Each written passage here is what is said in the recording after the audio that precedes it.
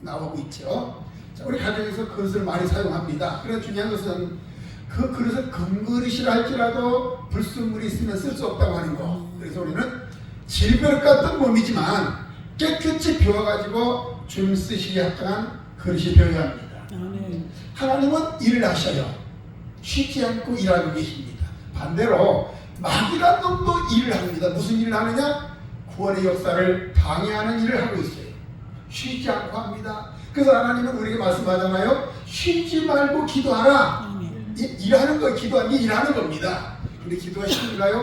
쉽지 않습니다. 힘들어요. 저도 나름대로 새벽에 3시나 3시 반 돼서 일어나서 기도하려고 어떤 때는 잘 될 때도 있고 어떤 때는 잘 안 될 때도 있습니다. 그래도 가요. 왜? 나 하나님께 왜? 하나님께 맡기는 거잖아요. 하루아침에 기도로 시작되기 때문에. 그래서 나가는 겁니다. 왜? 하나님 그 중심을 보신다고 했기 때문에 기도하는 겁니다. 그래서 때로는 뭐 3시간 할 때도 있고 몇 시간 할 때도 있고 근데 할 수 있으면 기도를 많이 하려고 우리가 힘써야 합니다. 그래서 영성 있는 목사님들이 말씀하기를 최대한 목회자는 8시간 이상은 하라고 말합니다. 특별히 연세중학교 윤석철 목사님 말씀하잖아요. 목회자들은 8시간 이상 하라. 근데 쉽습니까? 어려워요. 어렵지만 제가 느낀 게 뭐냐면 어느 목사님이 저한테 기도 10시간 하라고 그러더라고요. 그래서 순종하고 해봤습니다. 근데 가만히 보면 내가 죽는 방법이 기도더라고요. 나는 날마다 죽노라. 뭘로 죽어요? 기도로 죽는 겁니다. 왜? 내 육신이 하고 싶은 것 안 하고 참고 절제하고 기도하는 거거든요. 내 육신이 죽이는 방법이 그겁니다. 나는 날마다 죽노라. 사도 바울이 왜 죽어요? 기도하기 때문에. 우리는 그래서 날마다 육을 쳐서 죽여야 합니다. 영이 살아날 수 있도록 만들어야 된다는 거예요. 이게 필요합니다. 하나님은 쉬지 않고 일을 하는데 반대로 사탄마귀도 쉬지 않고 일을 한다고 하는 것. 어떻게? 구원의 역사를 방해한다는 겁니다. 그래서 우리도 쉬면 안 돼요. 쉰다고 하는 것은 뭘 설명합니까? 음식물은 쉬면 쓰레기통에 들어가야 돼요. 음식물 쓰레기. 마찬가지로 우리 영적인 주의 종들, 우리 백성들도 쉬면 안 돼. 마귀에 발이 되잖아요. 그래서 쉬지 말고 기도하라. 뭘로? 영으로 기도하라는 겁니다. 우리 육신의 기도는 1시간 하면 사실 할 게 없어요. 왜?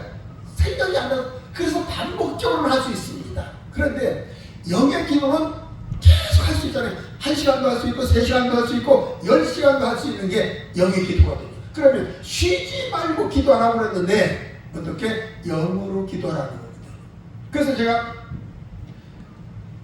저희 집사람이 옆에서 자잖아요. 저 사모가. 그 어느 날 보니까 잠자는데 기도하고 있는 겁니다. 영이 깨어있기 때문에 기도하는 거거든요. 그 옆에서 보니까 체험하는 거예요. 영이 깨어있구나. 전에는 저희 부부가 결혼 초창기 때는 엄청 많이 싸웠어요. 싸워도 남자가 승리하지 여자가 승리하겠습니까? 그러니까 좀 폭력 행사하고 그랬어요. 왜? 그 가운데 저 시어머니가 있으니까 다툼이 많이 됩니다. 그런데 나중에는 그게 이게 잘못된 것이 있구나 성령께서 깨닫게 하셔요.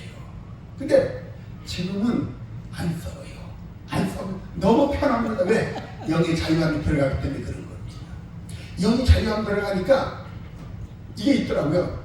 조금 말다툼 하잖아요. 전에는 말다툼하면 벌써 6이 상하니까 0까지 상해버립니다. 0까지. 영향이 가버려요. 그런데 지금은 이게 영은 절대 상하지 않아요. 육적으로는 조금 영향이 있는데 0까지는 안 가더라고요.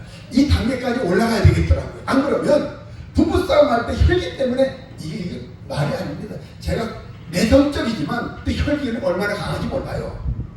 보기에는 안 그렇잖아요. 점잖은 사람 같은데 혈기가 많네. 안 그렇습니다. 혈기가 많아요. 혈기는 마귀가 가장 좋아하는 것이 뭐냐? 마귀의 답이 혈기라는 겁니다. 마귀 그거 먹고 자라거든요.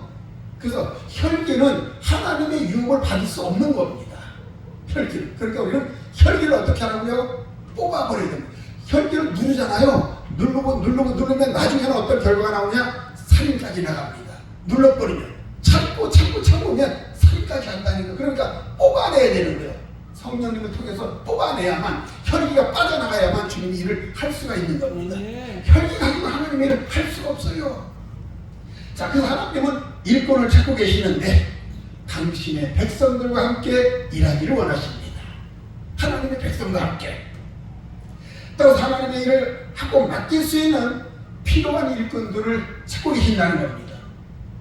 오늘날 일꾼들은 참 많다고 말합니다. 우리 한국에도 목사님들이 참 많잖아요. 그런데 모두가 다 일꾼이라고 말합니다. 그런데 제가 집회를 그 나름대로 꽤 다녔어요. 그 먼 목사하고 같이 다니다 보니까 많이 다녔어요.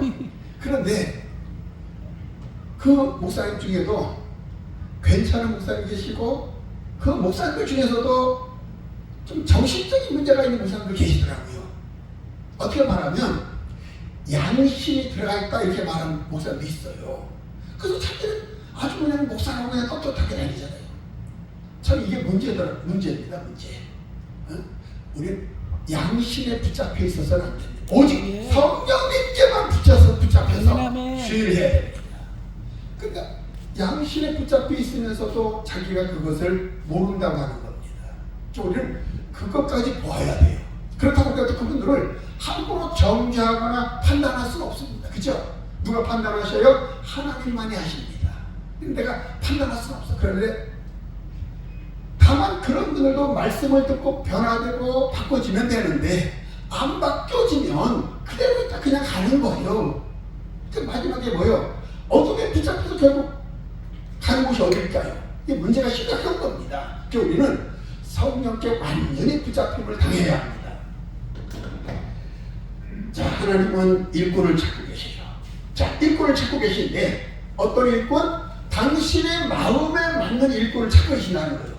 그래서 구약에 보면 신약에 나오네요. 신약에 사도행전 13장 22절에 보면 뭐라고 말씀하고 있냐면 패하시고 다윗을 왕으로 세우시고 진과에 가라사대 내가 이새의 아들 다윗을 만나니 내 마음에 합한 사람이다.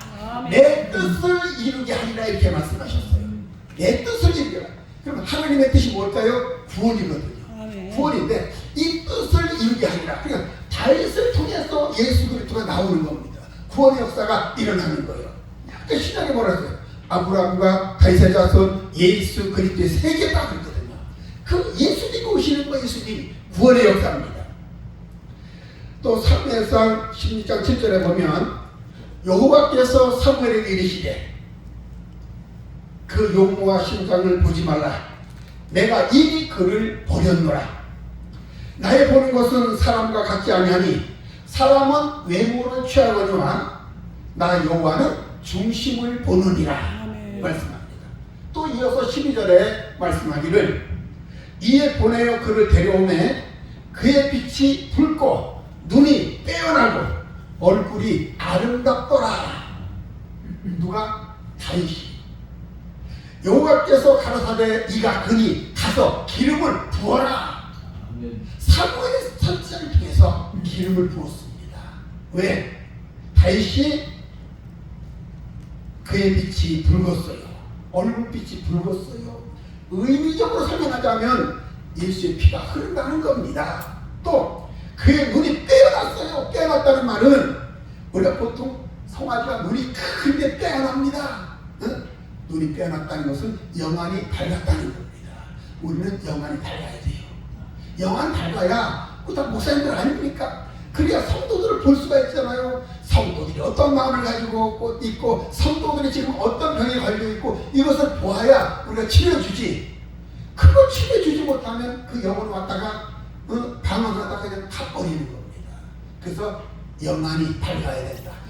그래서 우리는 성도들을 볼 수 있는 눈이 있어야 됩니다. 이게 필요해요. 또 그 얼굴이 아름답다. 그러니까 하나님께서 선택해서 부른 종입니다. 일어나서 그의 기름을 부어라. 사실 따지고 보면 그러잖아요. 사무엘 선지자가 그 집에 방문했을 때 잘생겼던 엘리압도 있고 그 형제들 사무엘 보니까 야 이게 맞겠구나. 키도 크고 잘생겼고 똑똑하게 생겼고 그러니까 하나님은 아니다 그러잖아요. 사람은 외모를 취하거니와 나는 아니다. 중심을 보느니라. 이렇게 말씀하셔요. 제가 오면서도 우리 김 목사님하고 대화한 내용이 그거거든요. 새벽에 나가서 기도하는 것은 중심을 보시기 때문에 기도하는 겁니다.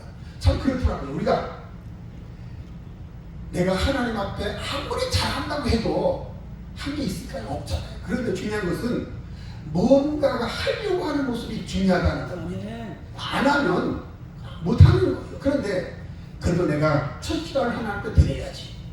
그래서 기도하려고 노력하는 거예요. 그러니까 저번에 어떤 10시간을 넘게 기도하려고 하는데 그게 쉽진 않더라고요. 예? 그래도 중요한 것은 첫 시간부터 기도하려고 하는 마음이 중요하다. 그리고 내가 어떤 일을 하든지 어디를 가든지 그 기도의 마음이 항상 있잖아요.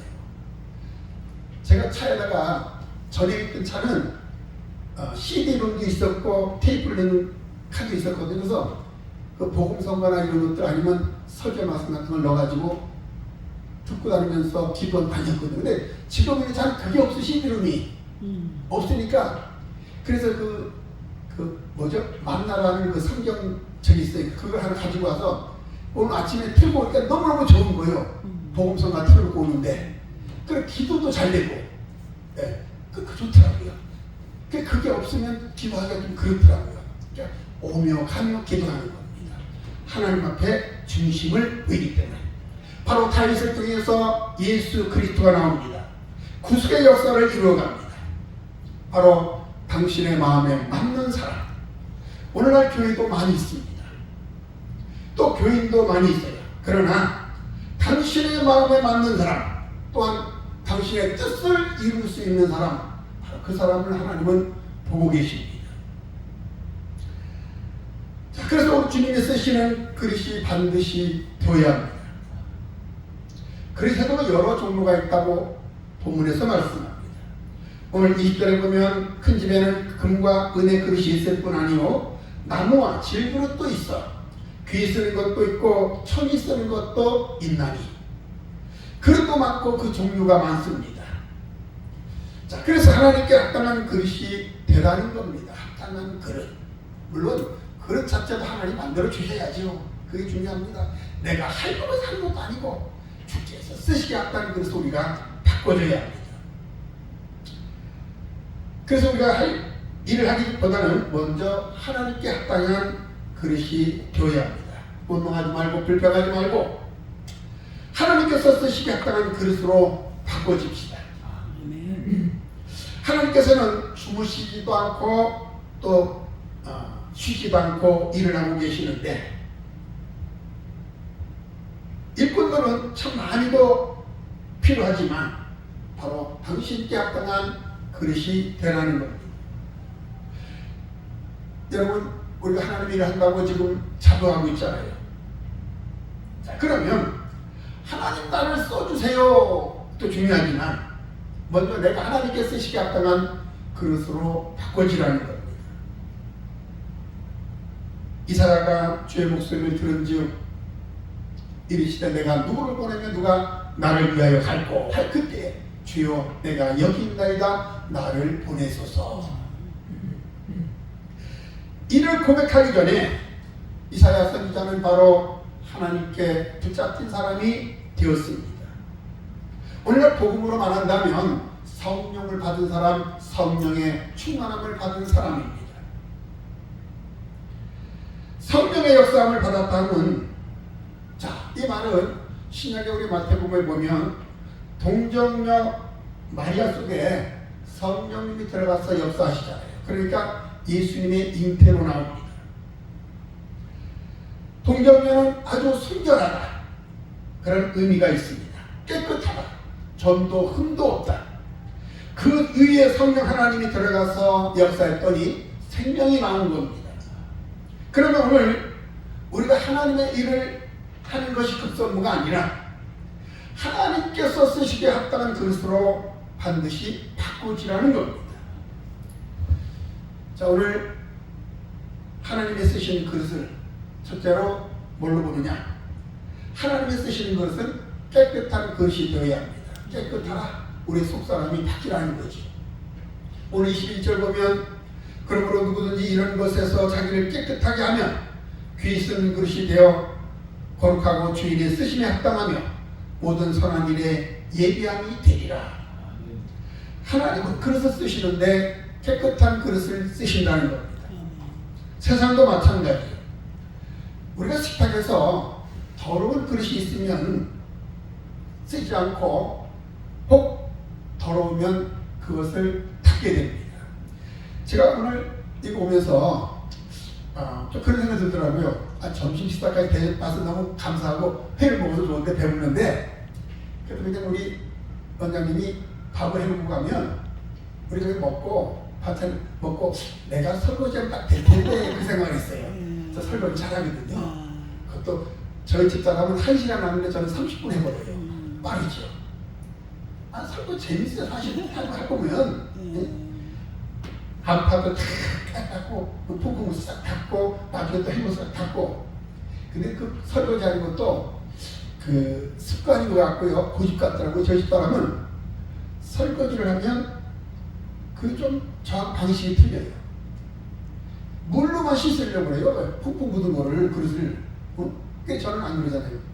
처음에 푹푹 닦아놓고 나중에 헹궈 돌리면 씻으면 빨리 끝나는데 물로 씻어버리면 한 번, 두 번, 세 번, 내가 그 옆에 쉬고 있어요 지금. 한 번, 두 번, 세 번, 네 번.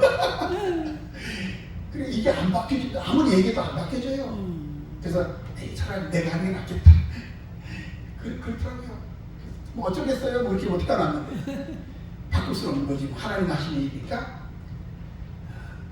그릇이 깨끗해야 하나님은 쓰신다.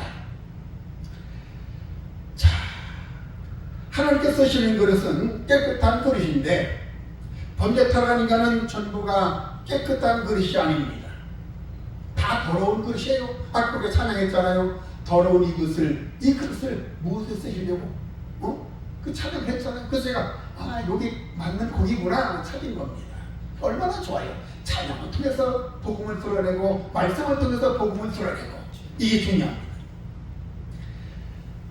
자, 하나님은 과거나 현재나 죄인을 들어 쓰시지만 자기가 죄인인 줄 알고 회개한 자를 들어 쓰십니다.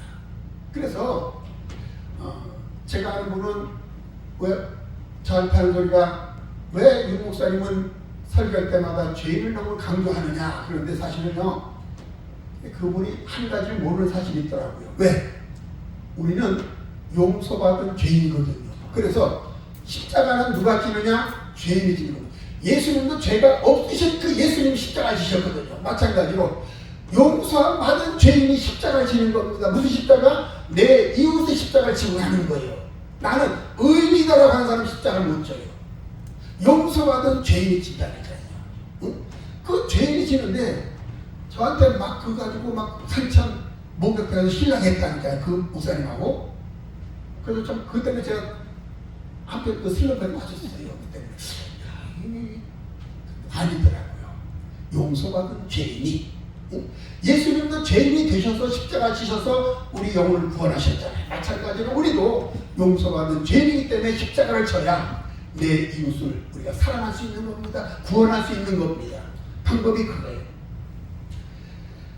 자, 하나님은 이사야 선지자를 통해서 이사야 1장 18절에 말씀하기를 여호와께서 말씀하시되 오라 우리가 서로 변론하자. 너의 죄가 주홍 같을지라도 능과 같이 희어질 것이요 진홍같이 붉을지라도 양털같이 되리라. 하나님은 죄인인 줄 알고 회개하는 자를 들어 쓰신다는 겁니다. 그러나 주님을 시험하려고 현장에서 가늠하며 붙잡아온 저 바리새인과 서기관과 유대인들, 자, 그들은 자기가 죄인인 줄 몰랐다는 거예요. 그러니까 지금 율법을 가지고 그 여인을 정죄하고 예수님을 시험하고 있는 겁니다. 주님께서 말씀합니다. 먼저 죄 없는 자가 돌로 쳐라. 자, 얼마나 대단한 말씀입니까? 땅에다가 글을 쓰시고 일어서서 너희 중에 죄 없는 자가 돌로 쳐라. 그러니까 젊은 자로부터 다 떠나가 버립니다. 예수님 하신 말씀이 나도 너를 정죄하지 아니하노니 다시는 가서 죄를 범하지 말라 말씀하셨어요. 그러니까 죄인이라는 사실이죠. 근데 자칫 우리들은 율법자가 되어가지고 판단하고 지적하고 정죄하는 모습이 우리들 속에 있습니다. 우리는 죄인이라는 사실이죠. 이 여인은 자 하나둘씩 다 빠져나가고 여인만 남았어요. 이 여인은 나는 죄인입니다. 나를 죽여 주옵소서 하고 회개합니다. 주님은 다가가서 말씀합니다. 나도 너를 정죄하지 아니하노니 다시는 가서 죄를 범하지 말아라. 오늘 우리는 반드시 죄임을 깨달아야 합니다. 죄를 깨달을 때 천부여 의지 없어서 손들고 죽게 나옵니다. 고백을 합니다. 그러면 우리 주님 말씀합니다. 너의 죄가 주홍 같을지라도 너의 죄가 진흙 같을지라도 양털같이 깨끗하게 되리라. 수고하고 무거운 짐진 자들아 다 내게로 오라. 내가 너희를 쉬게 하리라 말씀하셔요. 너희가 지키지 못한 율법의 짐을 벗어놓아라. 내 짐은 가벼움이니라. 예수를 믿어도 억지로 믿으려고 하면 힘든 겁니다. 그러니까 예수님 안에서 우리는 자유함을 얻어야 돼요. 자유함을. 근데 자유함은 오늘입니다. 제가 목회를 지금 40년 아직 안 됐어요. 목회가 40년 안 됐는데 그렇죠. 우리는 작은 교회를 많이 섬기다 보니까 사실 가장 문제가 뭐예요? 물질적인 문제잖아요. 그때 많이 고민하고 참 이럴까 저럴까 많이 우리가 방황합니다. 네? 자, 그러니까 저도 목포에서 목회할 때는 뭐죠 합니까? 목포에 석현동이 있거든요. 그 인성역 부근에 거기 목회를 하면서 닭 잡는 공장이 하나 있어요. 그래서 저 집사람과 거기에서 일했습니다. 이라고 수요일날에 일찍 일어나서 예배 드리고. 그런데 비가 오는 날에는요 닭차가 오잖아요. 닭차가 오면 그 막 비에 닭 잡아가지고 그 뭡니까 그 돌아가는 거기다 걸어주거든요. 막 닭똥이 태가지고 얼굴이 보고 시커멓습니다. 냄새나고 그 뭐 일을 하는 거예요. 한 번 어떤 일이 있었냐면 저희 노회에서 장로교에 있을 때 노회에서 임원들이 아무런 연락도 없이 방문을 한 거예요. 그러니까 그 모습을 다 보여줬습니다. 그러니까 그 중에 어떤 목사님들은 그러는 거예요. 목사가 믿음이 없으니까 저기 가서 저는 일하고 앉아있지. 또 어떤 목사님은 아이고 목사님 참 힘들게 사시는구나 염려하며 걱정. 그냥 두 분류더라고요. 그러니까 아마 저에 대해서 좀 비판하는 목사님들은 그런 걸 아마 안 겪었을 것 같아요. 그러니까 그런 말 하죠. 믿음이 없으니까 제가 일하면서 저 하고 있지. 사실 그때 그 일하면서 저희가 그 목포 도청 옆에 그 후정리부장에 개척을 했었거든요.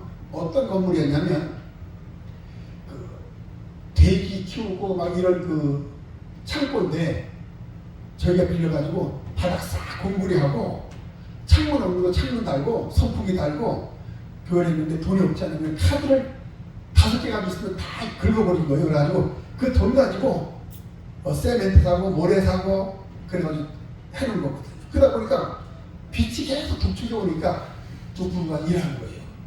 그렇게 했었는데 근데 그것도 역시 돈을 바라보는 눈의 시선이 다르더라고요. 어떤 사람은 궁일이 여기는 마음도 있고 어떤 사람은 믿음이 없다고 하는 사람도 있고.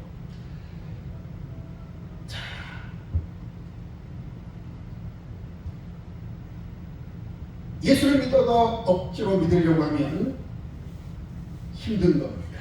그러나 은혜로 믿으면 쉬운 거예요. 쉬운 거예요. 제가 잠깐 아까 우리가 정경수 목사님하고 정경 목사님 찬양을 했잖아요. 잠깐 기억을 하면서 역시 다 같은 그런 기도의 제목들이 있구나 그 생각이 들더라고요.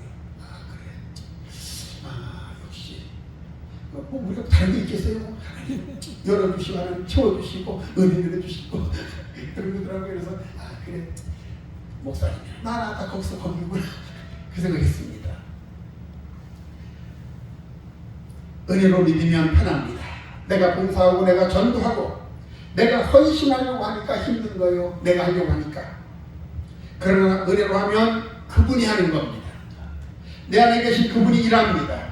아니 일하게 만들어버린다는 거예요. 그래서 편한 거죠. 자기 죄를 깨닫고 회개했더니 주님의 성품으로 바꿔지는 겁니다. 하나님 인류의 구성 역사를 위해서 주님을 들어 쓰셨어요. 주님도 하나님의 성품을 닮았습니다. 그러면 내가 죄인임을 알고 회개할 때에 내가 주님의 성품 곧 하나님의 형상으로 바꿔지는 겁니다. 하나님은 바로 이런 사람을 통해서 일하시는 겁니다. 만약에 그렇게 되지 아니하면 안 되는 거예요. 그러므로 날마다 나 자신을 쳐서 복종시켜야 합니다. 사도 바울처럼 나 자신을 쳐서 복종시키면 다른 사람을 쳐다볼 시간이 없습니다. 나만 보는 거예요. 다른 사람 다 의인같이 보이고 나만 죄인같이 보는 겁니다. 자, 은혜 속에 들어가면요 어떻게 되느냐? 은혜 속에 들어가면 내가 나를 율법으로 봐야 되는 거예요. 다른 사람은 은혜로 보지만 나 자신은 율법으로 보라는 겁니다. 율법으로. 이게 은혜 안에 들어가는 방법입니다. 그런데 안 그렇잖아요. 은혜에 안 들어가니까 나 자신은 의인으로 보고 다른 사람은 율법으로 보는 겁니다. 그래서 우리는 뭘로 보라고요? 나는 율법으로 보고 모든 사람은 복음으로 보아라. 은혜로 보아라. 그게 필요합니다. 나 자신은 죄인인 줄 깨닫는다는 겁니다. 이런 사람을 하나님은 들었습니다. 우리가 반드시 죄인 됨을 알고 주님의 형상으로 바꿔집시다. 두 번째 주님 쓰시는 그릇은 십자가를 지는 자를 씁니다. 십자가를 지는 자. 오늘 22절에 봅시다. 또한 내가 청년의 정욕을 피하고 주를 깨끗한 마음으로 부르는 자들과 함께 의의 믿음과 사랑과 화평을 쫓으라. 십자가를 지지 않으면 절대로 주님의 일을 할 수가 없어요. 십자가를 지지 않으면 내 육이 드러나는 겁니다. 내 육이 드러난다. 그렇기 때문에 절대로 쓰시지를 않는 겁니다. 청년의 정욕은 십자가에 다 못 박으라는 말씀입니다. 바로 우리의 기도의 내용이 나를 날마다 십자가에 못 박는 기도가 되어야 합니다. 우리 주님께서도 이 땅에 오셔서 구속 역사를 이루어 가셨습니다. 그러나 완성은 바로 십자가를 통해서 완성하셨다는 겁니다. 주님도 십자가를 지셨는데 그 주님은 제자들에게 말씀하시지요. 너희가 나를 따라오려거든 날마다 너 자신을 부인하고 내 십자가를 지고 나를 쫓을 것이니라 말씀하셨어요. 나 자신을 부인하고 십자가를 쫓아가는 삶입니다. 자, 십자가를 지지 않으면 제자가 될 말씀을 거역하는 결과가 나옵니다. 그래서 안 쓰는 거예요. 불의의 재물에 충성치 아니하는 종은 하나님은 절대로 쓴 일이 없습니다. 그래서 첫째도 십자가고 둘째도 십자가입니다. 너희가 나를 따르거든 너 자신을 부인하고 십자가를 지고 따라오라. 자, 하나님의 일은 그래서 육으로 하는 것이 아니고 영으로 하는 것입니다. 영으로. 이는 날마다 자신을 십자가에 못 박는 것을 말합니다. 육으로 하는 것이 아니고 영으로 하기 때문에 더더욱 그렇습니다. 하나님은 모세를 들어 쓰셨죠. 자, 그런데 하나님은 바로의 왕궁에서 모든 학문을 통달한 모세를 쓰지 않았다는 겁니다. 그 당시 바로의 권세는 세계적인 왕이었습니다. 요셉이 애굽의 총리가 되었을 때에 각국에서 식량을 사려고 모여듭니다. 그러니까 왕 앞에는 인정을 받았어요. 이런 나라에서 모세는 어떻게 보면 아무 소리 안 하면 아마 왕자에까지라도 올라갈 수 있지 않았겠느냐 그렇게 생각해 볼 수 있어요. 공주의 아들이기 때문에 가능하다는 얘기입니다. 그만큼 똑똑한 사람이 없어요. 바로에게 인정을 받은 사람입니다. 근데 모세가 비록 자기의 실수로 말미암아 사람을 죽이고 그 왕국에서 도망갑니다. 예수 믿는 것은 바로 그런 거예요. 왕자의 자리가 앞에 놓여졌음에도 불구하고 내가 그것을 버리고 간다고 하는 것. 이것이 기독교의 복음입니다. 모세가 자기 어머니 그 유괴뱃의 젖을 먹을 때에 기도하면서 너는 히브리 사람이다. 너는 히브리 사람이다. 계속 아마 주입식 교육을 하지 않았겠느냐 생각해 볼 수 있습니다. 날마다 모세의 얼굴을 쳐다보면서 젖을 먹입니다. 나일강의 모세를 갈대 상자에 담아서 띄울 때 그의 어머니 심정이 얼마나 애처롭고 안타깝겠는가 상상해 보십시오. 정말로 귀가 막히고 코가 막힐 노릇입니다. 이런 모세가 어머니의 젖을 먹고 당당하게 자랐습니다. 그가 40세가 됐을 때 백성을 돌아보려고 나갔는데 애굽 사람이 히브리 사람을 치는 것을 목격을 하게 됩니다. 그래서 내 동족이 당하는 고난을 볼 수가 없으니까 젊은 혈기에 그 애굽 사람을 쳐서 죽여버려요. 그리고 묻어버립니다. 다른 나라에 떠나가서 보니까 이번에는 같은 종족끼리 싸우고 있어요. 그러니까 야 너네들은 왜 같은 종족끼리 싸우고 있느냐 그랬더니 하는 소리가 어제는 너가 애굽인을 죽인 것 같이 오늘은 우리를 죽이려고 하느냐. 일이 탄로나니까 모세가 도망을 갑니다. 자기의 학식과 젊음을 가지고 백성을 구원하려고 했는데 안 되었다는 거예요. 이런 모세가 미디안 광야에서 40년간을 지난 후에 거기서 양을 치게 됩니다. 바로 그것은 모세의 육적인 힘을 떼는 작업이고 애굽에서의 모든 생활 풍습을 떼는 작업입니다. 이스라엘 백성이 그러잖아요. 애굽에서 그 가졌던 모든 우상숭배 이런 것들 다 광야에서 떼는 작업 아닙니까? 40년 동안 같은 의미. 하나님의 일을 머리로 하는 것이 아닙니다. 40년간에 걸쳐 애굽의 습성과 혈기와 육을 뽑아버리는 작업이 40년이 지난 후에 지팡이 하나 가지고 애굽으로 다시 들어가게 됩니다. 내 민족을 보내라. 말씀을 하나 가지고 간 겁니다. 말씀 하나. 하나님의 일은 다른 것 가지고 하는 것이 아니고 바로 말씀을 가지고 하는 겁니다. 성도들이 은혜 받는 방법이 뭐예요? 말씀이잖아요. 근데 말씀도 1시간 동안 그 말씀이 다 은혜가 되는 게 아니죠. 그 중에 한 말씀이 꽂히고 한 말씀이 우리 안에 들어오니까 거기서 변화되는 겁니다. 이 말씀이거든요. 이것이 쉬운 것이 아닙니다. 하나님의 일은 다른 것 가지고 하는 것이 아니고 바로 말씀을 가지고 하는 것. 신약에도 사울이 바울로 바꿔집니다. 이것 또한 쉬운 것이 아닙니다. 3살 버릇 8까지 한다는 우리나라 속담이 있어요. 결코 쉬운 일이 아닙니다. 사울은 율법의 사람입니다. 자신이 고백하기를 자신은 율법으로는 흠이 없는 사람이라고 했어요. 그가 이를 바울로 바꿔지기까지는 14년이라는 세월이 흘렀습니다. 모세도 하나님의 사람으로 바꿔지기까지 40년이라는 세월이 흘렀어요. 저도 아마 그런 것 같습니다. 저 인천에서 목회 처음 시작해가지고 저 지방에 내려왔는데 광양에서만 지금 20년째입니다. 세월이 많이 흘렀더라고요. 저희가 작은 교회라니까 우리 그 성결교회 지방이라고 그러거든요. 장로에서 노예인데 그 지방에서 그래도 뭐 잘 받는가 좀 매달 10만 원씩 지원했는데 딱 20년 되니까 끊어버리더라고요. 그래서 이거 참 할 말도 없죠. 뭐 그만큼 열심히 도와줬는데. 네. 근데 돌아보면 참 할 것도 없이 세월이 금방 흘러갔습니다. 우리 오면서 김 목사님 대화하면서 한 얘기가 너무 세월이 빨리 간다고.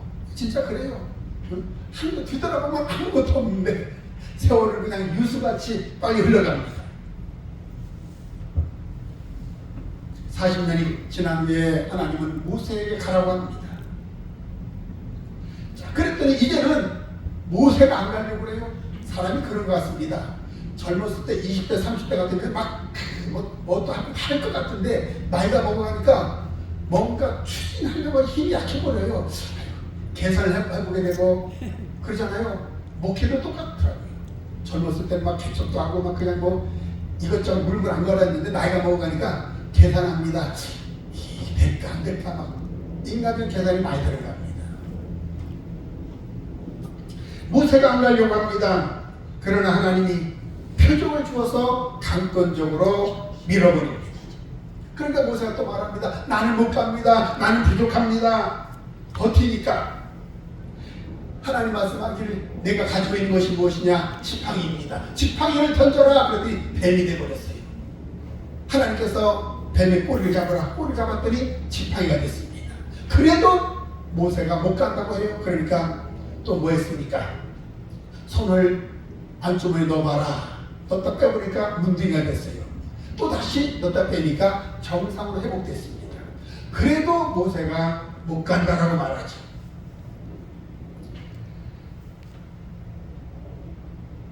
그때 하나님 말씀합니다. 모세야, 말 잘하는 내 형 아론이 있지 아니하느냐?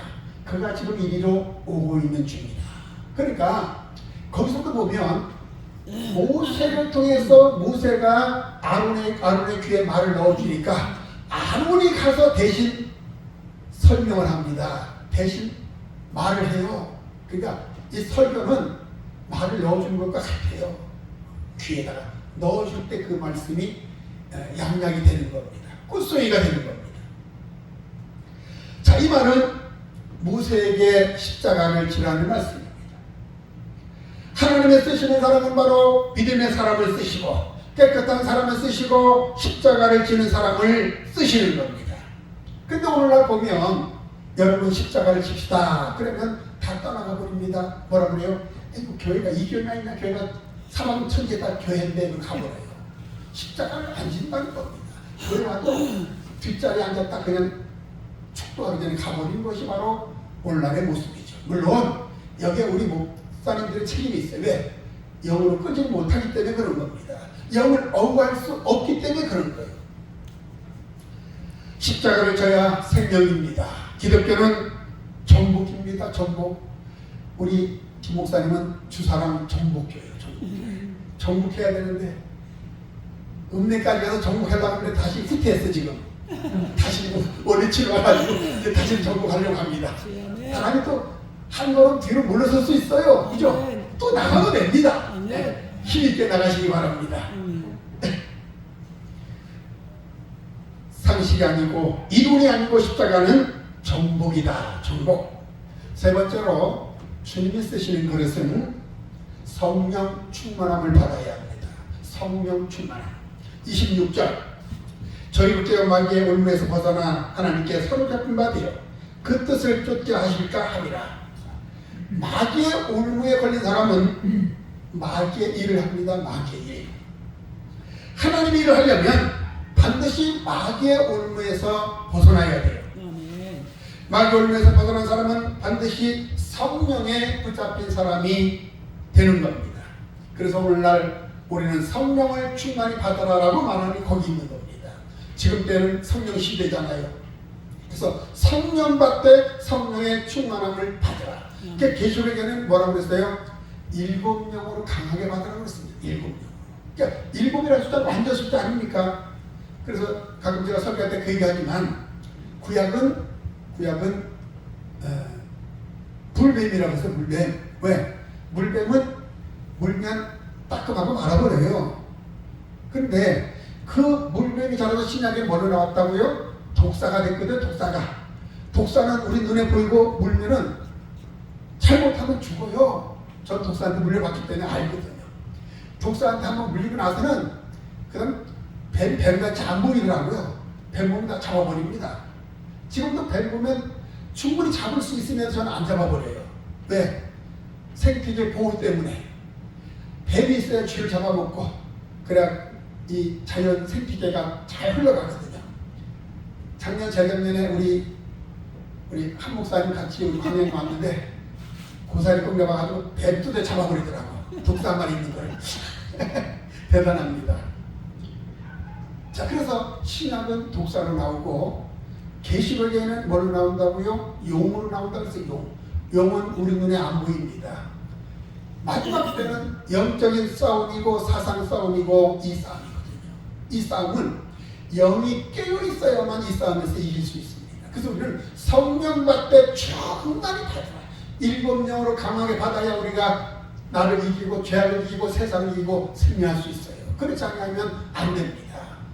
그러니까 이전에 아이고 나 첫사랑을 회복해야지. 물론 첫사랑도 중요합니다만 그보다 더 큰 사랑이 더 필요하다는 겁니다. 첫사랑보다도 더 뜨거운 사랑을 가져야 되는데 우리 목사님들이 좀 그렇지 못한 경우가 많이 있잖아요. 왜? 이 해야 되고 저일도 해야 되고 그러다 보니까 참 우리 목회자들이 갈등을 참 많이 느낍니다. 왜? 이것도 필요해서 해야 되는데 또 주일도 해야 되는데 그러다 보니까 갈등을 많이 합니다. 그리고 또 어떤 때 보면 내가 주일 하려고 그냥 하다 보면 또 이 내가 주어진 일들이 또 소홀하게 되고 또 소홀하다 보면 그것 때문에 또 이게 또 이것저것 안 풀리고 그런 게 많이 있어요. 어쨌든 우리는 목회자이기 때문에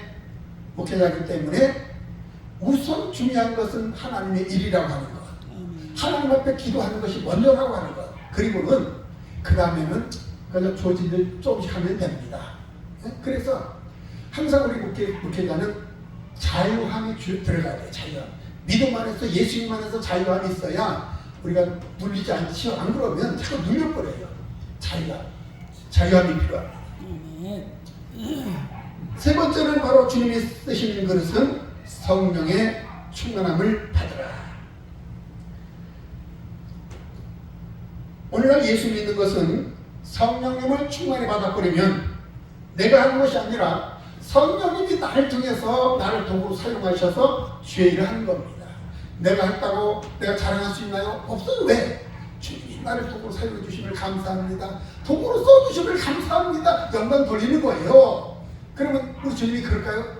수고했다. 착하고 충성된 종아, 내가 적은 일에 충성하였으니 내가 많은 것으로 내게 맡기리니 나의 즐거움에 참여할지어다. 그래서 멸관을 주어줍니다.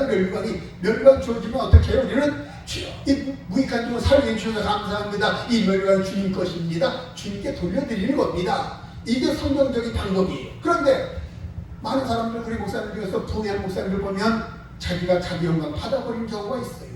자기가 자기 영광 받아버리면 누구처럼? 헤롯처럼 결국은 추임하고 죽는 겁니다. 추임하고 죽어요. 성령님을 통해서 예수님이 드러납니다. 예수 그리스도를 피로써 내 죄를 씻어 주시지요. 성경의 핵심은 바로 예수님입니다. 성령에 기록된 말씀이 예수님을 말하고 있습니다. 성령이 임하면 예수님이 증인이 된다고 사도행전 1장 8절에서 말씀합니다.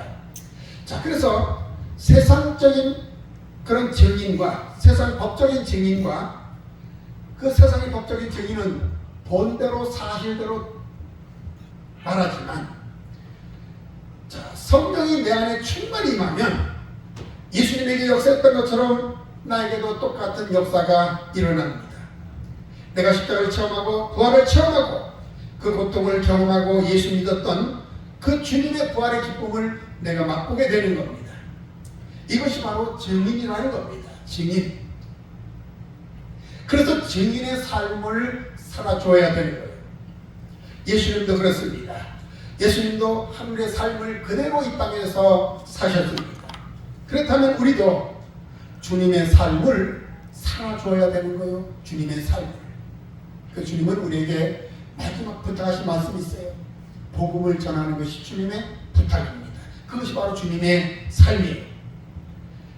성경의 말씀대로 살아주지 못하고 이렇게 기록되었다고 말하면서 이것이 구원이다라고만 말하면 안 되는 겁니다. 말로만 말고 주님께서 이 땅에 살았던 것처럼 성령을 충만히 받으니까 나도 주님의 삶을 이 땅에서 그대로 재현시켜 주는 겁니다. 살아주지 못하면서 말만 하니까 결국은 우리가 바리새인과 서기관이 되는 겁니다. 말만 해서는 안 돼요. 말이 아니라 행함으로 나타나는 겁니다. 예를 들어서 사랑은 허다한 죄를 덮는다고 했는데, 사랑은 허다한 죄를 덮어야 되는데 과연 덮어주는가요? 그렇지 않죠. 그러면 증인의 삶이 아니라는 겁니다. 그러면 세상 법적 용어의 증인의 삶입니다. 또 성령을 받았다고 하면서도 주님의 삶을 살지 못하면 우리는 가짜 증인이 되는 겁니다. 이 부분에서 많은 사람들이 속고 있어요. 십자가를 부인한다 말하면 내가 왜 십자가를 부인합니까? 라고 해요. 예수님께서 십자가에 죽으시고 부활하시고 승천한 것을 압니다. 십자가의 삶을 산다고 말해요. 갈라디 2장 1절의 말씀처럼 내가 그리스도와 함께 십자가에 못 박혔나니 그런 이제는 내가 산 것이 아니오 오직 내 안에 그리스도께서 사신 것이다. 이제 내가 육체 가운데 사는 것은 나를 사랑하사 자기 몸을 버리신 하나님의 아들임을 믿는 믿음 안에 사는 것이다. 그건 내가 십자가에 못 박혀 죽는 것을 말합니다. 그래서 이제는 내가 없는 거예요. 내가 오직 주님만 내 안에 있는 것입니다. 이런 사람은 주님의 삶을 재현할 수 있어요. 이런 삶이 바로 십자가의 삶입니다. 십자가를 말아놓고 그대로 살지 않는다면 십자가의 원수가 되는 겁니다. 이것이 십자가를 부인하는 겁니다. 십자가를 부인하고 구원받을 영혼은 하나도 없어요. 오늘날 최대의 비극이 바로 십자가를 부인하는 겁니다. 내가 어떻게 십자가를 부인합니까?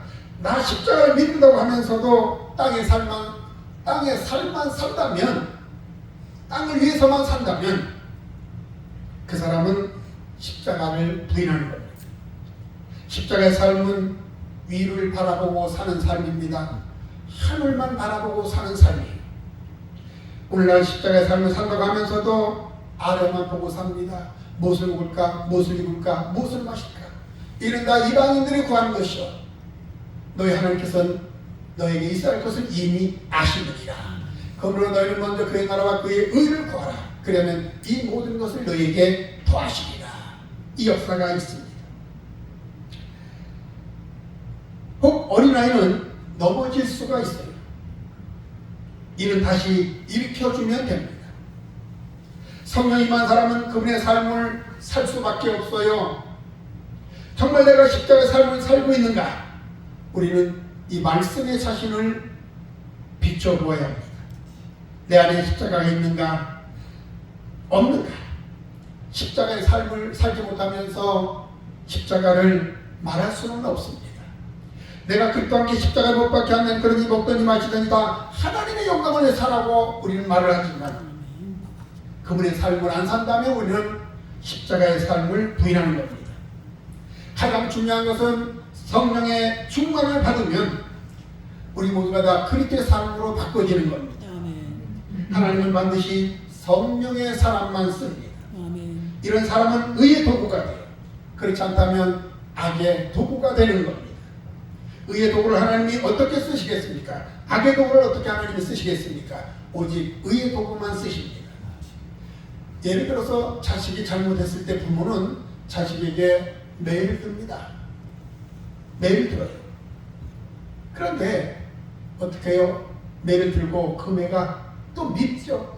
부모들은 대부분 매를 꺾어 버리기도 하지만 다시 감두기도 합니다. 왜? 다음에 또 말 안 들으면 때리려고. 마찬가지입니다. 우리는 의의 도구가 되어야 합니다.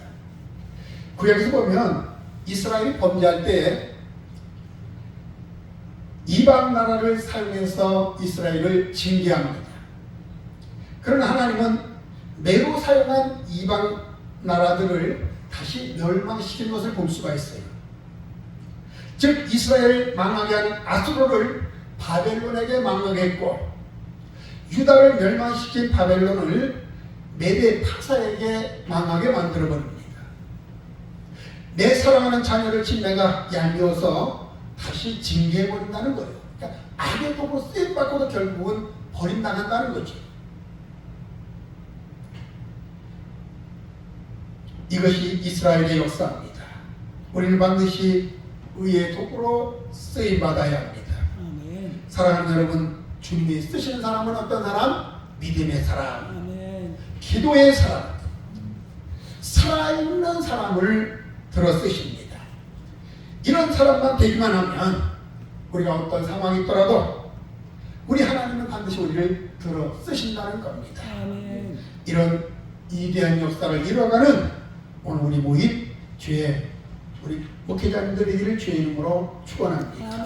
기도합니다.